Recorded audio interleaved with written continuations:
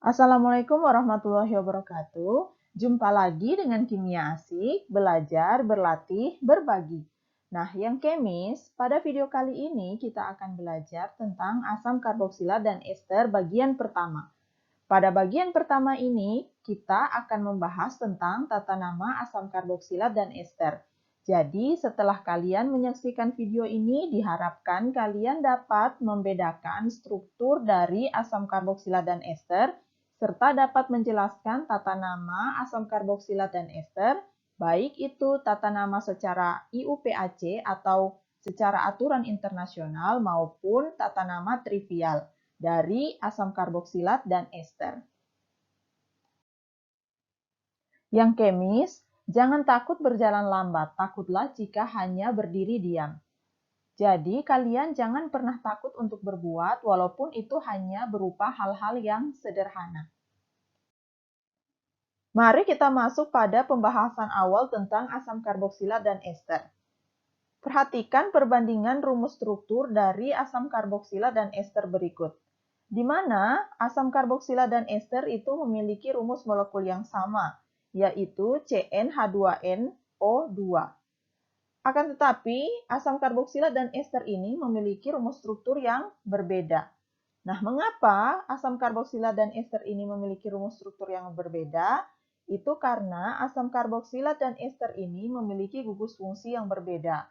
Coba kita lihat di mana gugus fungsi asam karboksilat itu adalah COOH, sementara ester itu hanya COO. Kita lihat contoh dan nama dari senyawa asam karboksilat dan ester. Nah, di sini untuk asam karboksilat contohnya adalah asam propanoat. Asam propanoat itu adalah asam karboksilat dengan 3 atom karbon. Contoh ester itu adalah metil etanoat, di mana metil etanoat ini juga merupakan ester dengan 3 atom karbon. Mari kita masuk pada pembahasan asam karboksilat atau asam alkanoat. Mari kita bahas tata nama IUPAC dari asam alkanoat atau asam karboksilat. Nama asam karboksilat diturunkan dari nama alkananya dengan mengganti akhiran A menjadi OAT dan diberi awalan asam. Kita lihat metana, akhiran A diganti dengan OAT menjadi metanoat dan diberi awalan asam, sehingga pada asam karboksilat maka namanya akan menjadi asam metanoat. Propana menjadi asam propanoat, butana menjadi asam butanoat, dan seterusnya.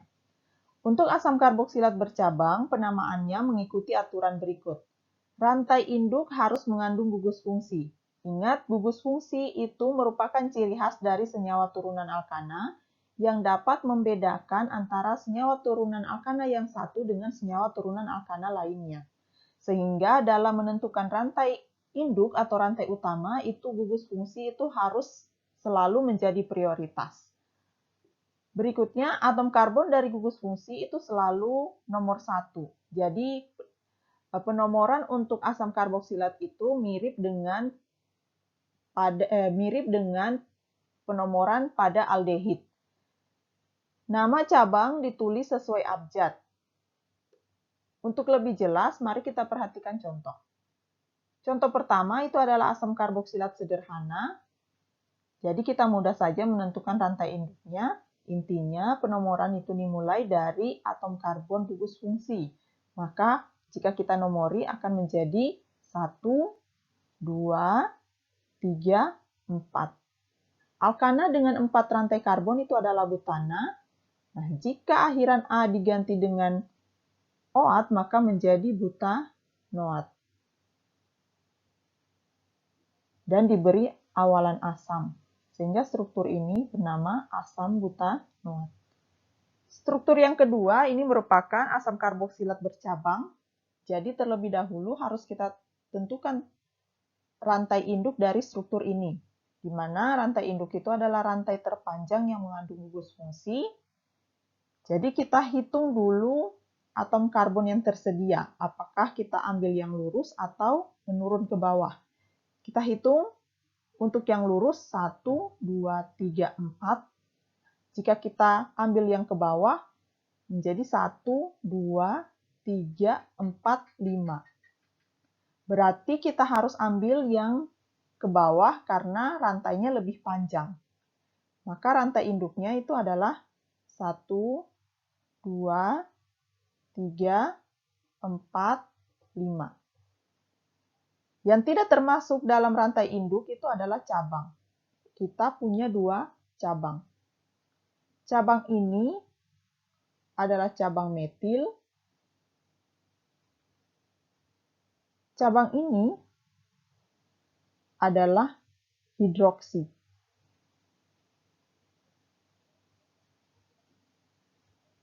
Jadi, cabang itu tidak mesti harus selalu alkil. Ada kalanya juga gugus yang lain. Contohnya di sini ada gugus hidroksi.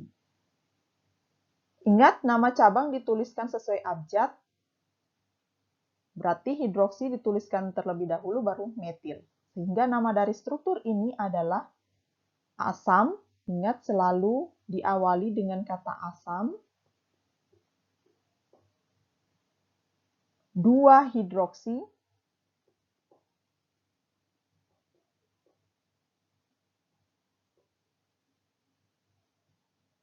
3 metil.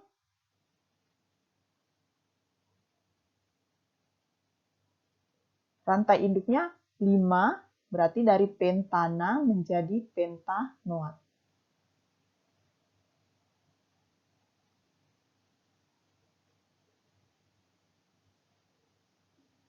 Jadi nama dari struktur ini adalah asam 2 hidroksi 3 metil pentanoat.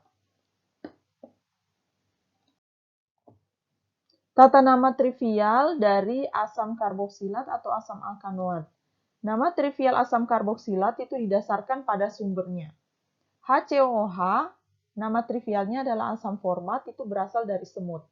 CH3COH itu nama trivialnya asam asetat, itu bersumber dari cuka. CH3, CH2 3 kali COH itu nama trivialnya adalah asam valerat yang bersumber dari akar valerian.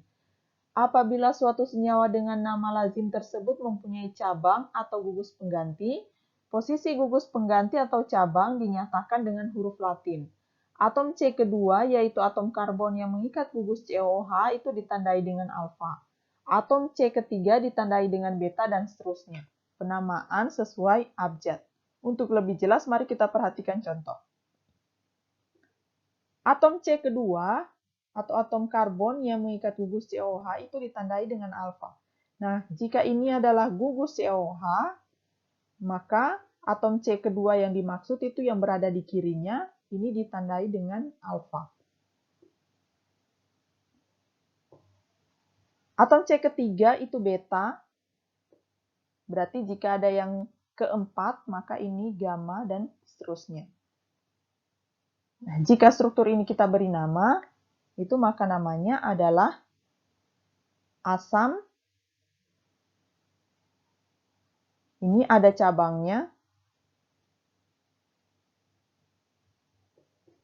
CH3 dan hidroksi. Maka namanya itu adalah asam beta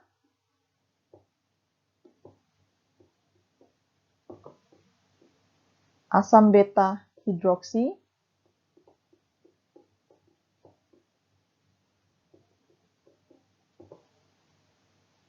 alfa metil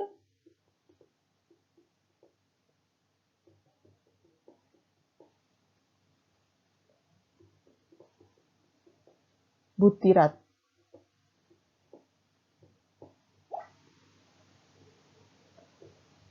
Kenapa butirat? Karena ada rantai induk 4.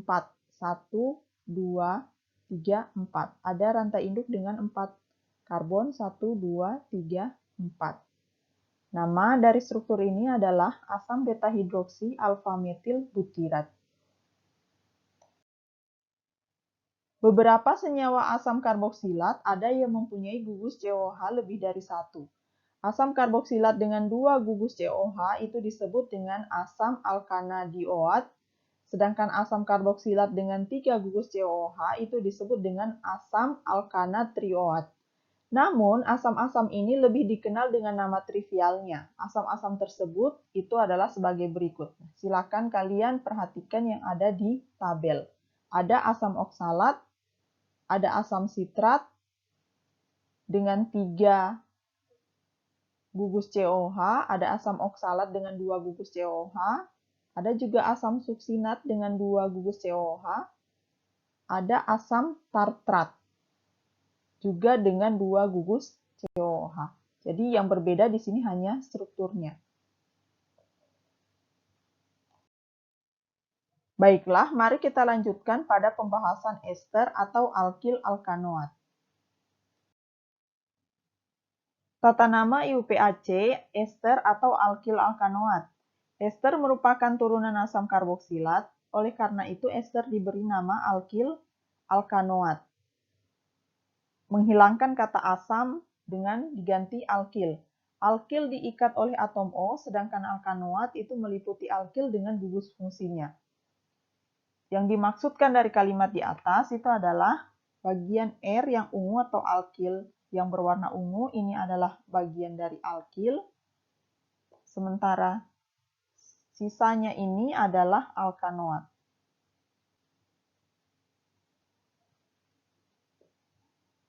Kita lihat contoh. Jika struktur ini kita beri nama, kita lihat bagian alkilnya itu adalah C2H5, dan bagian alkanoatnya itu adalah HCOO. Maka nama dari struktur ini adalah etil, C2H5 etil. Alkanoatnya itu adalah satu atom karbon, maka bernama metanoat. Nama dari struktur ini adalah etil metanoat. Kita lanjut pada struktur berikutnya. Bagian yang ungu ini adalah alkil dan yang di belakangnya ini adalah alkanoat. Maka nama dari struktur ini adalah isopropil. Kenapa alkilnya disebut isopropil? Propil itu karena ada 3 atom karbon.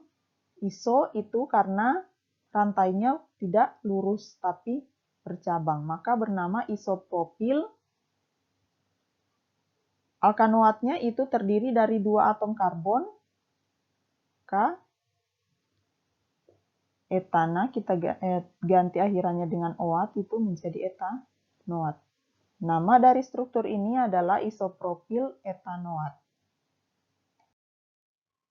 Berlanjut pada tata nama trivial dari ester. Nama trivial ester itu adalah alkil-alkil ester. Alkil-alkil dituliskan sesuai urutan jumlah atom karbon. Kita lihat contoh. Alkil-alkil yang dimaksud itu adalah ini dan yang ini. Yang ini adalah bagian dari esternya. Sehingga nama dari struktur ini, ingat, alkil-alkil dituliskan sesuai urutan jumlah atom karbon, maka namanya adalah metil. Kita mulai dari yang kecil dulu. Metil, isopropil,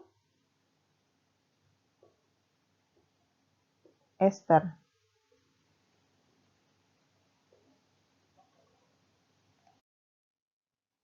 Untuk menambah pemahaman kalian tentang tata nama asam karboksilat dan ester, silakan kalian berlatih dengan soal-soal berikut.